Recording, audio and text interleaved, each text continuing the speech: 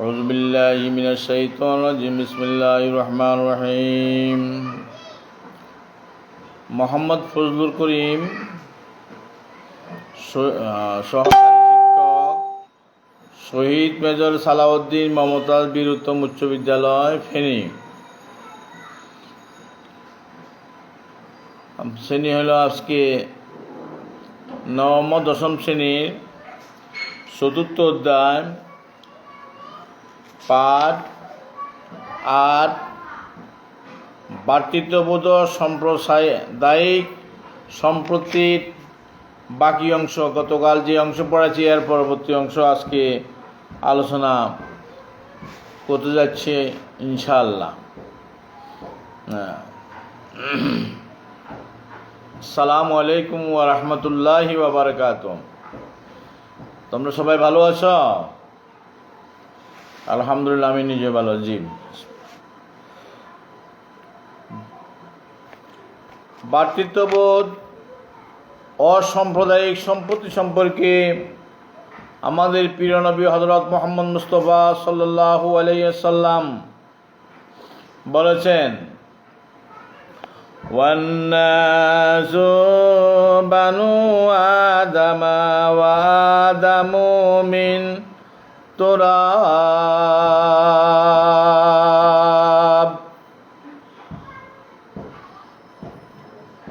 সকল মানুষ আদম আলাইহিস সালামের বংশধর, আর আদম মাটি থেকে শ্রেষ্ঠ। আদম মাটি থেকে সৃষ্ট। তিরমিজি শরীফের হাদিস আছে, ওয়ান্নাসু বানু আদামা ওয়া আদামু মিন তুরাব। অর্থাৎ সকল মানুষ আদম আলাইহিস সালামের বংশধর, আর আদম মাটি থেকে সৃষ্ট। আদম কোথা থেকে সৃষ্ট? মাটি থেকে। তাহলে আমরাও সবাই কি মাটি থেকে সৃষ্ট। তিরমিজি শরীফের হাদিসে আছে। প্রকৃতপক্ষে পৃথিবীতে সব মানুষ আদি পিতা হযরত আদম আলাইহিস সালাম ও আদি মাতা হযরত হাওয়া আলাইহিস সালামের সন্তান। হযরত আদম আলাইহিস সালাম এবং হযরত মা বিবি হাওয়া আলাইহিস সালামের আদি মাতা হযরত হাওয়া আলাইহিস সালামের সন্তান। এই দুজন থেকে আমাদের সবার সৃষ্টি।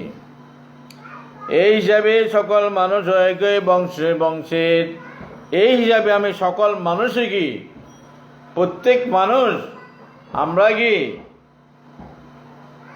একই বংশের, একই মর্যাদার এবং পরস্পর ভাই ভাই। একই মর্যাদার এবং পরস্পর কি আমরা ভাই ভাই। সুতরাং জাতি ধর্ম বর্ণ নির্বিশেষে সকলের প্রতি ভ্রাতৃত্ব সুলভ আচরণ করতে হবে। তাই আমাদেরকে কে কোন জাতি, কে কোন ধরনের লোক, সাদা না কালো,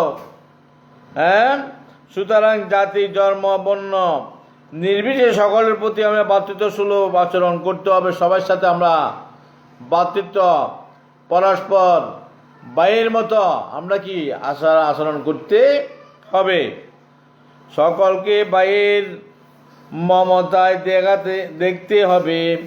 আমার নিজের ভাইয়ের প্রতি যেরকম আমি আচরণ করি, ঠিক সবার সাথে কি আমি এইভাবে কি আচরণ করতে হবে। বিপদে আপদে এগিয়ে আসতে হবে। কারণ আমার ভাই যদি কোনো অন্য ভাই যদি কোনো বিপদ হয়, কোনো অসুবিধা পড়ে, সেদিকে আমি কি লাফিয়ে পড়তে হবে। সেদিকে আমাকে কি আগে যেতে হবে। অন্য ধর্ম বা অন্য জাতি বলে কোনো মানুষের প্রতি অবিচার করা যাবে না। অত মনে করো আমরা মুসলমান, আমাদের পাশে হিন্দু আছে, বৌদ্ধ আছে, খ্রিস্টান আছে, বা অন্য ধর্মের লোকও থাকতে পারে। তারাও কি কোনো অসুবিধা হলে, কোনো বিপদ আপদ হলে তুমি সেখানে থাইয়া তাকে কি সাহায্য সহযোগিতা করতে হবে। যেহেতু তুমি আমরা একই বংশের, কিন্তু ক্ষেত্র বিশেষে হয়তো কি ধর্ম একে অন্য ধর্মে পালন করে, কিন্তু তার অসুখে বিসুখে, তার বিপদে আপদে আমাকে সে কি যাইয়া কি খোঁজখবর নিতে হবে, তার সাথে কি আমি সহযোগিতা সহমর্মিতা দেখাইতে হবে। অন্য ধর্ম বা অন্য জাতি বলে কোনো মানুষের প্রতি অবিচার করা যাবে না। অন্য ধর্মের লোক আমার পাশে বসবাস করে, এই জন্য তার উপর আমি অবিচার, অত্যাচার, অন্যায়, জুলুম করব, এটা কোনো অবস্থায় ইসলামে কি পছন্দ করে না। বরং সর্বদা মনে রাখতে হবে যে সকল মানুষের মূল্যই এক এবং সৃষ্টিগতভাবে সকলে ভাই ভাই, সবাই মানুষ সমান।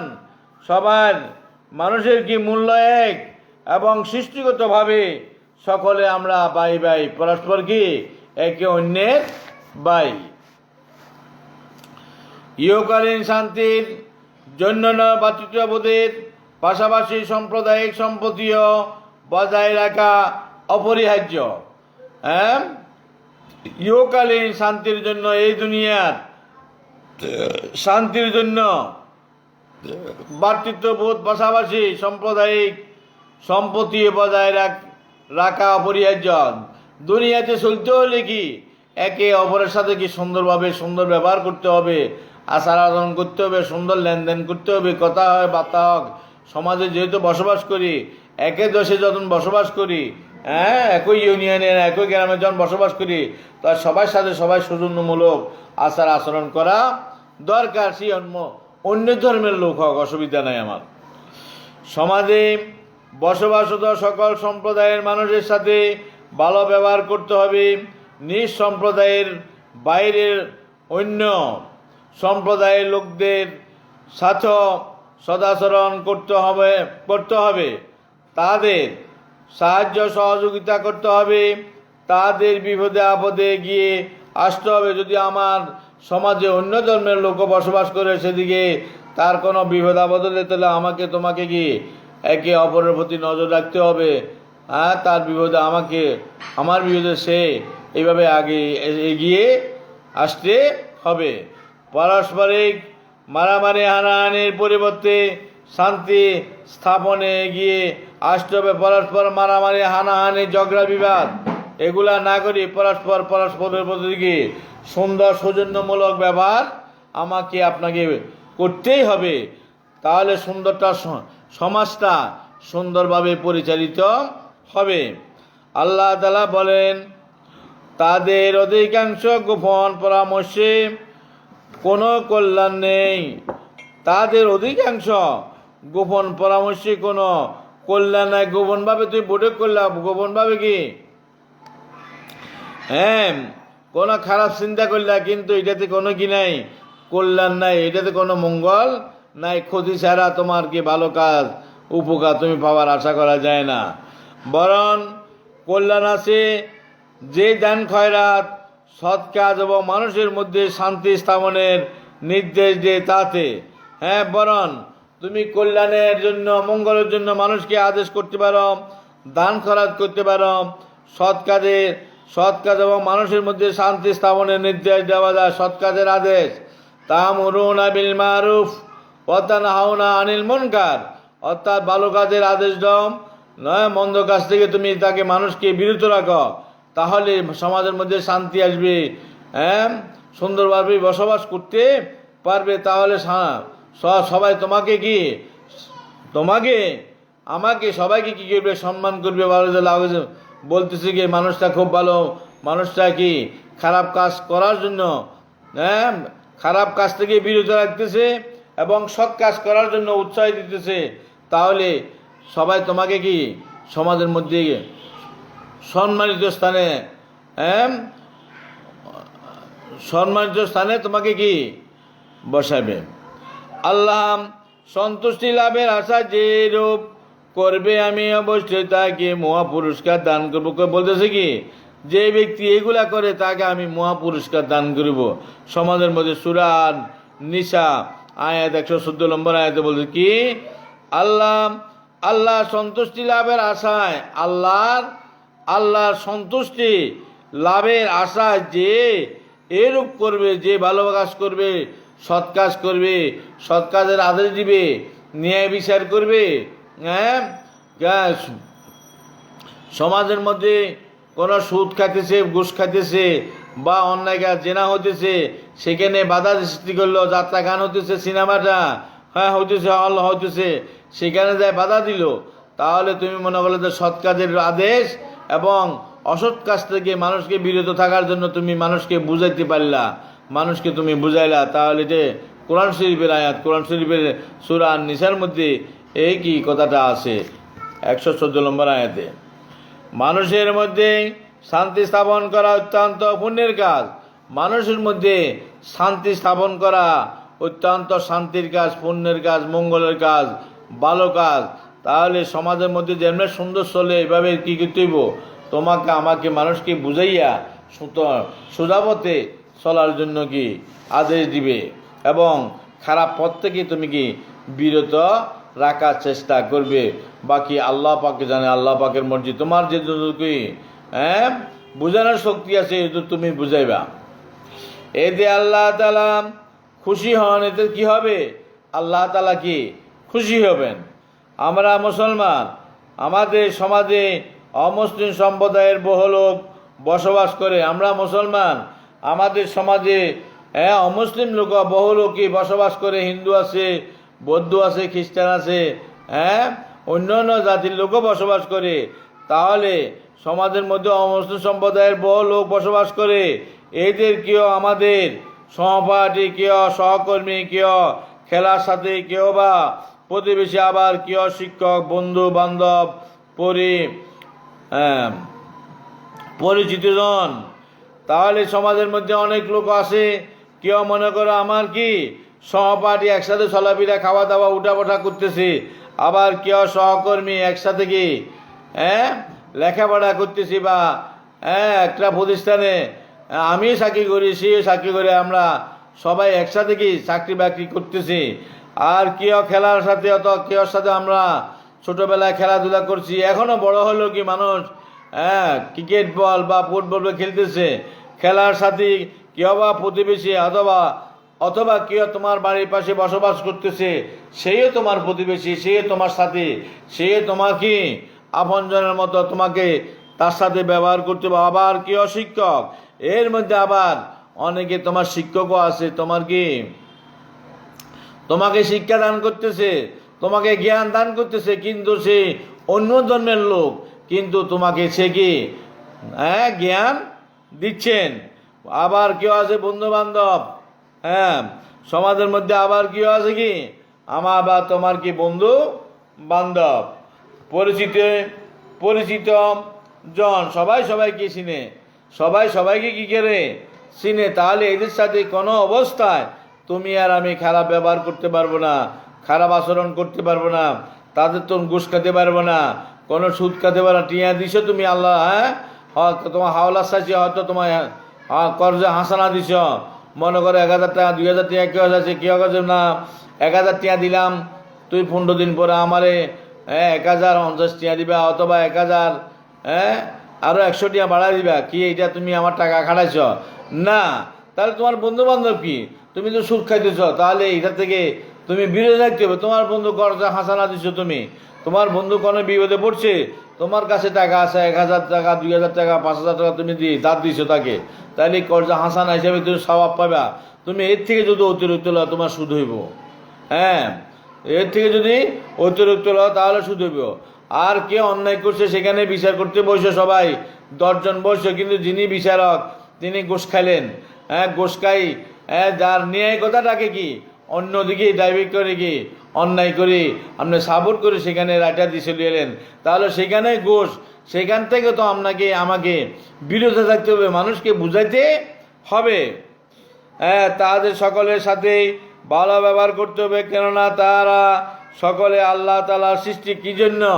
সকলে আমরা আল্লাহ রাব্বুল আলামিনের সৃষ্টি, আশরাফুল মাখলুকাত হিসাবে আমাকে তোমাকে সবাই আপনাকে সবাইকে আল্লাহ পাক মানুষ হিসাবে সৃষ্টি করেছেন।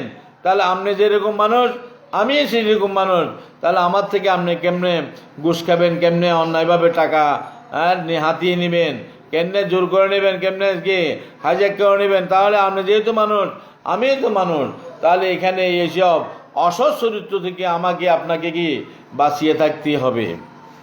মহানবী সাল্লাল্লাহু আলাইহি ওয়াসাল্লাম বলেছেন,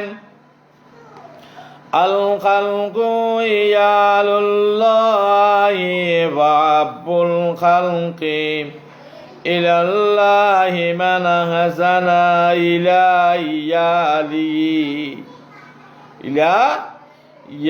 ইয়ালিহি। সমগ্র সৃষ্টি আল্লাহর পরিজন। 18,000 মাখলুকা যা আছে, যা কিছু আছে, সব কিছু আল্লাহ তাআলার পরিজন, আল্লাহ তাআলার কি পরিজন। সুতরাং আল্লাহর নিকট সর্বাধিক প্রিয় ওই ব্যক্তি যে তার পরিজনের প্রতি অনুগ্রহ করে, যে তার পরিজনের প্রতি শুধু আল্লাহর নিকট সর্বাধিক প্রিয় ওই ব্যক্তি যে তার পরিজনের প্রতি অনুগ্রহ করে। আমার পরিজনের প্রতি, আমার স্ত্রী আছে, আমার ছেলে আছে, মেয়ে আছে, আমার কি এদের প্রতি আমাকে ভালোভাবে কি করতে হবে, খেয়াল রাখতে হবে। ছেলে মেয়েরা লেখাপড়া করে কিনা, ছেলে মেয়েরা ঠিকভাবে চলে কিনা, আমার স্ত্রীটা আমার কথা মতো কি সুন্দরভাবে কি ঘরের মধ্যে পরিচালিত হচ্ছে না, না আমার কথা অমান্য করে অন্যদিকে চলে যায়, তাহলে সেদিকে তোমাকে ওই ব্যক্তি বেশি প্রিয় যে তার পরিবারের কাছে প্রিয়। তাহলে তোমার ছেলে মেয়ে বিয়ে বাচ্চা সাথেও কি তোমাকে আমাকে কি ব্যবহার করিতে হবে, সুন্দর ব্যবহার করিতে হবে। অনুগ্রহ না ওই ব্যক্তি যে তার পরিজনের প্রতি অনুগ্রহ করে, তার পরিজনের প্রতি বাজার খরচ বা যেভাবে হোক সবাইকে শান্তিতে রাখি, সবাইকে যেভাবে সুন্দর চলতে পারে এইভাবে চেষ্টা করে। আসে না গার্ডিয়ানের এরকম, সুন্দর চালাতে পারলে সুন্দর। তাহলে আমি যদি সুন্দর চালাতে পারি, আমাকে আমার পরিবার সুন্দর বলবে বা ভালো বলবে। আমি যদি চালাতে না পারি, তাহলে আমাকেও কি বলবে, আল্লাহর দরবারে যাই তারা কি নালিশ করতে পারবে, আমার বিরুদ্ধে পারবে, আপনার বিরুদ্ধেও পারবে ঠিকভাবে। তাহলে ঠিকভাবে পরিবার পরিচালনা চালানো এটাও কি প্রয়োজন। বাইহাকি, অমুসলিম সম্প্রদায়কে তাদের ধর্ম পালনের স্বাধীনতা দিতে হবে। অমুসলিম সম্প্রদায় তোমার বাড়ির পাশে আছে, সমাজে আছে, আশেপাশে আছে, তাদের ধর্ম মতো তারা যেটা কাজ করে, তাদের ধর্মের মধ্যে কোনো বাধা দেওয়ার কোনো অধিকার আপনার নাই। তাকে তার অধিকার, তার ধর্ম পালন করার জন্য তাকে সুযোগ সুবিধা দিতে হবে। তাদের ধর্মগ্রন্থ, উপাসনালয়, ধর্মীয় আচার অনুষ্ঠান নিয়ে ঠাট্টা বিদ্রুপ করা যাবে না। কেউ ধর্মে, যার জন্ম যেটা আছে এটা নিয়ে কি চুপচাপ লাকুম দিন হুকুমরিয়া, তো অন্যান্য ধর্ম নিয়ে আপনি থাকেন, আমার ধর্ম নিয়ে আমি থাকি, যার যার ধর্ম যেটা আছে তারা সেটা নিয়ে কোনো হাসি ঠাট্টা করা যাবে না। ধর্ম পালনে তাদের বাধা দেওয়া যাবে না। ধর্ম পালনের মধ্যে তাদের কোনো অবস্থায় কি বাধা আবৃত্তি করা যাবে না। আল্লাহ তাআলা বলেন, বিসমিল্লাহির রহমানির রহিম, লাকুম দীনুকুম ওয়ালিয়া দীন, তোমাদের দিন তোমাদের, আমার দিন আমার। সূরা আল কাফিরুন আয়াত সব কি লাকুম দীনুকুম ওয়ালিয়া দীন, তোমাদের দিন তোমাদের, আমার দিন আমার। সূরা আল কাফিরুন আয়াত নম্বর 6। তোমার ধর্ম নিয়ে তুমি থাকো, আমার ধর্ম নিয়ে আমি থাকি, এখানে কারো বাধা দেওয়ার কি অধিকার নাই। যার যার ধর্ম তত্ত্ব কি করবে, পালন করবে। অন্য তো আয়াতে আছে লা ইকরাহা ফিদ্দীন, অর্থাৎ দিনের ব্যাপারে কোনো জবরদস্তি নাই, তুমি আমার দিন পালন করতে হবে। এখানে দিয়া তোমাকে দিন জবরদস্তি করতে নাই, তোমার জোর করে তুমি আমার দিন পালন করতে হবে না। এখান থেকে সরে যেতে হইব, সমাজ থেকে তুমি বাইরে যেতে হইব, জায়গা জায়গা সারিয়ে দিতে হইব। এই ধরনের কথাবার্তা আচার আচরণ বলাটা কোনো অবস্থা থেকে এটা কি ঠিক নয়। দিনের ব্যাপারে কোনো জবরদস্তি নেই, দিনের ব্যাপারে কি নেই, জবরদস্তি নেই। সবটা প্রত্যেকটা ছেলে মেয়ে পিতৃত্বের উপরে জন্মগ্রহণ করে, তার পিতা মাতা তাকে যেদিকে নিয়ে যায়, তার গার্ডিয়ান যেদিকে নিয়ে যায় এদিকে তারা এটা পালন করে। নয়তো আমরা কি হযরত আদম আলাইহিস সালাম এবং বিবি হাওয়া আলাইহিস সালাম এই একজন থেকে আমরা সৃষ্টি, সৃষ্টি থেকে এখন যার যার ধর্ম অবলম্বীরা যার যার ধর্ম ওদিকে তারা ডাইভার্ট করে।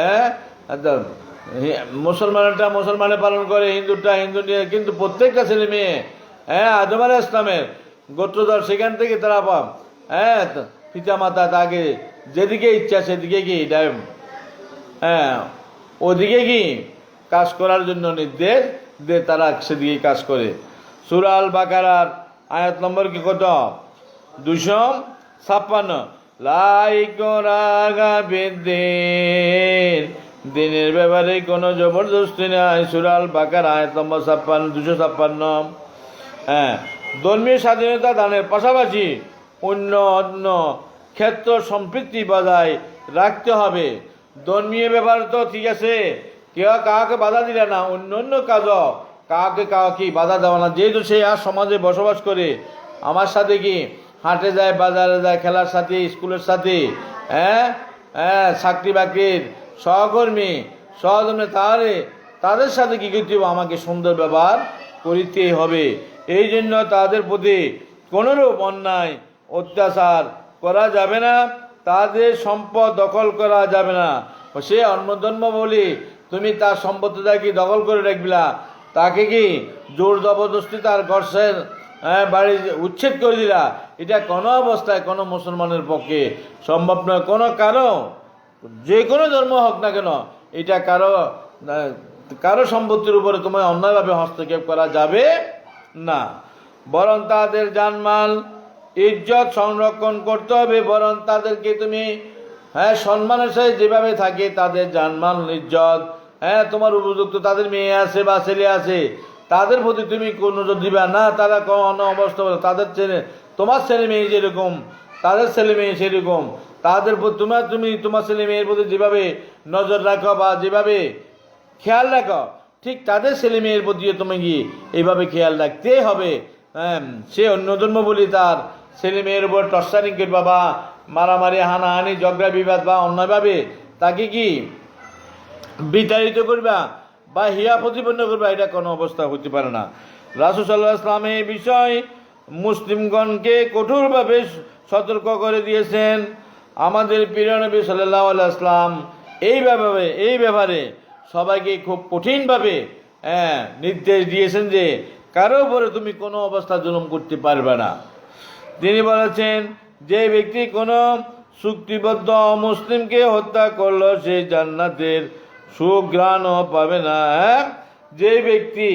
যে মানুষ কোনো চুক্তিবদ্ধ অমুসলিমকে হত্যা করলো, কোনো কারণ নাই, চুক্তিবদ্ধ অকারণে তাকে হত্যা করলো, মারল, তার সে জান্নাতে সুঘ্রাণ পাবে না কখনো। সেই কোনো অবস্থায় একটা লোকের সে মারধর করলো, মারি ফেলালো, হত্যা করলো, চুক্তি করার পর তাকে এই অবস্থা করলো, তাহলে সেই কোনো অবস্থায় জান্নাতের সুঘ্রাণ পাবে না। যেহেতু সে জান্নাত পাবে না, তার বিকল্প আছে কি জাহান্নাম, তাকে আগুনে জ্বলতে হবে।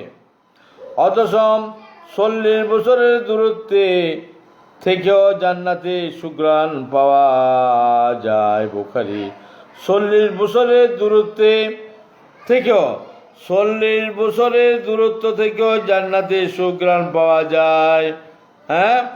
যে ব্যক্তি কোনো সুযুক্তিবদ্ধ অমুসলিমকে হত্যা করলো সে জান্নাতে সুঘ্রাণও পাবে না। অথচ 40 বছরের দূরত্ব থেকে জান্নাতে সুঘ্রাণ পাওয়া যায়। বুখারী ও মুসলিম।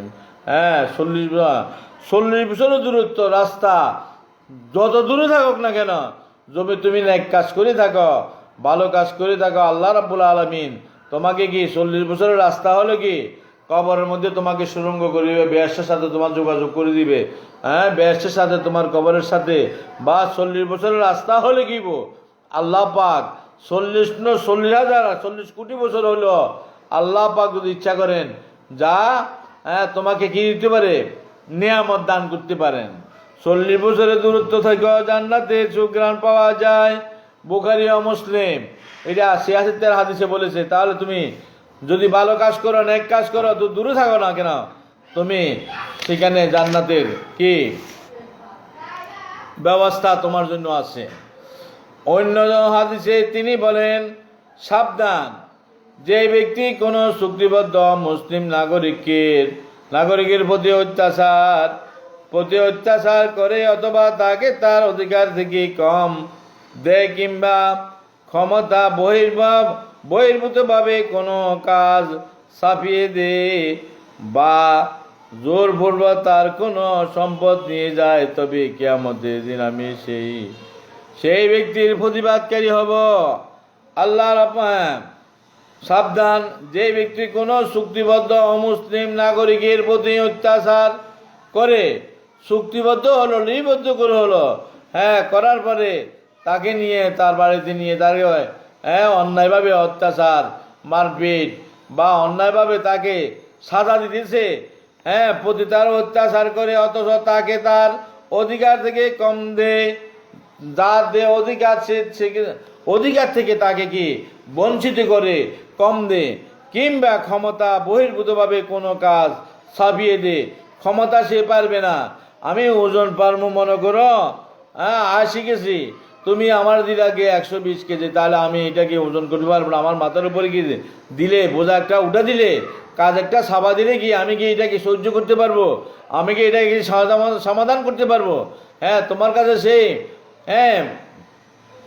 তুমি চুক্তিবদ্ধভাবে তাকে আনছো আর কি।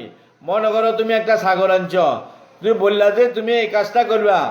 জমিন হলো কি, জমিন যেমন রোয়া, একটা কাজ রোয়া, যে আমাদের দেশে যে ধান ক্ষেত করে, সেই ধান ক্ষেত ক্ষেত্রে মানুষ লাগবে 5 জন।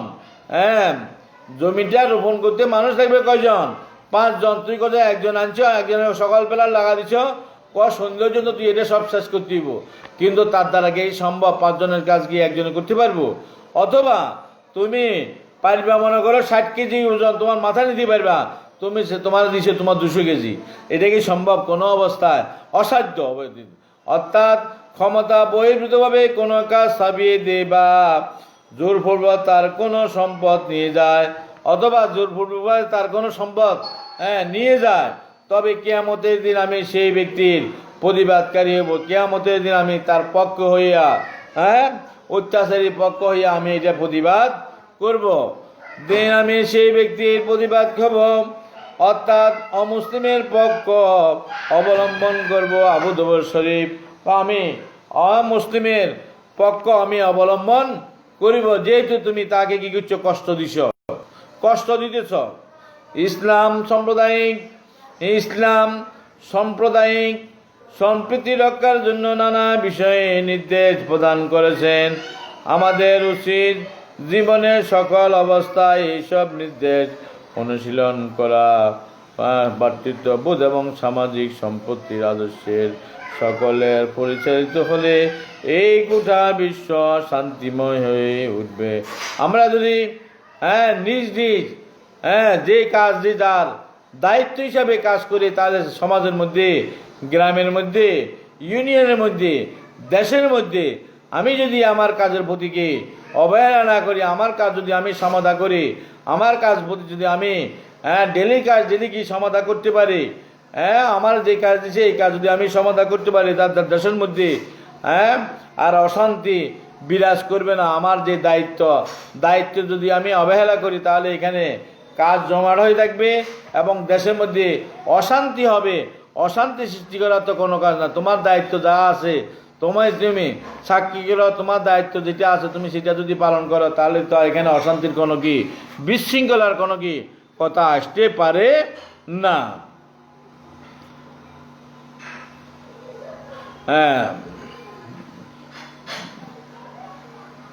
তোমরা এটা ভালো করে আরো দেখবে এবং নিজেদের মধ্যে একটা 7 জন নেতা কি করবে, নির্ধারণ করবে, তারা বক্তৃতা দিবে, তোমরা সবাই শুনবে এবং সবাই শুনবে এবং শিক্ষক এখানে আমি সভাপতি থাকবে, সেখানে এই সম্পর্কে বা কি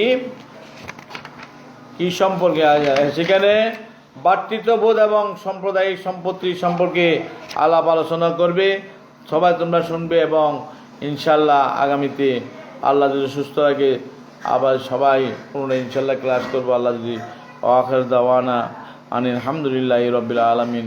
যে এই পড়াটা দিছি নিজ নিজ দায়িত্বের প্রতি নিজে কী করবা সচেতন থাকবা, তাহলে আল্লাহ পাক আমাকে তোমাকে সুস্থ রাখুক, সুস্থভাবে যেন আমরা কাজ পরিচালনা করতে পারি। আসসালামু আলাইকুম ওয়া রাহমাতুল্লাহি ওয়া বারাকাতুহু।